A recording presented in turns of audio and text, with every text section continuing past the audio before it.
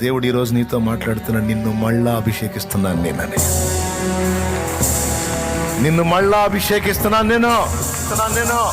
నూతనమైన శక్తిని, జీవమును, ఆరోగ్యమును, ఆయుష్ను, అభిషేకమును నీ మీదికి పంపుతున్నాను నేను. అయిందేదో అయింది, గడిచిందేదో గడిచిపోయింది, ఇక వాటిని ఎత్తొద్దు. నూతనంగా మొదలుపెట్టు నువ్వు కార్యాలని. నూతనంగా మొదలుపెట్టు, క్రొత్త ఆశలతో మొదలుపెట్టు. అవన్నీ నా మీద నువ్వు పెట్టుకున్న ఆశలు కనుక అవి నిరాశలు కావు.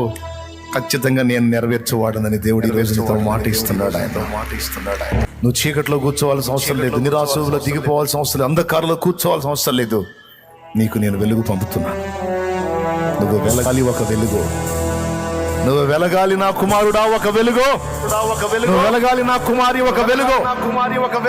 నీ వెలుగులో అనేక మంది తమ బ్రతుకులు బాగు చేసుకోవాలి. జీవవాక్యమును చేతబట్టి లోకములో జ్యోతివై ప్రకాశించాలి. సత్యవాక్యాన్ని చేతబట్టి నా కుమారి లోకముందు ఒక జ్యోతివై వెలగాలి. నా కోరిక అది, నా ఆశ అది.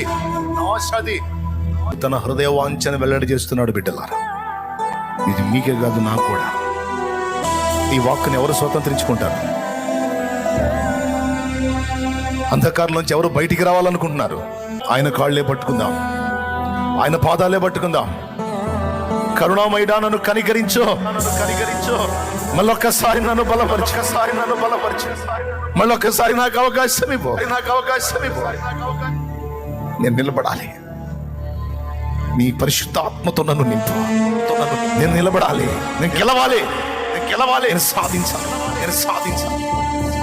అది భౌతికంగాను ఆత్మీయంగాను కూడా నేను జయం అనుభవించాలి. నాకు కృపనివ్వు.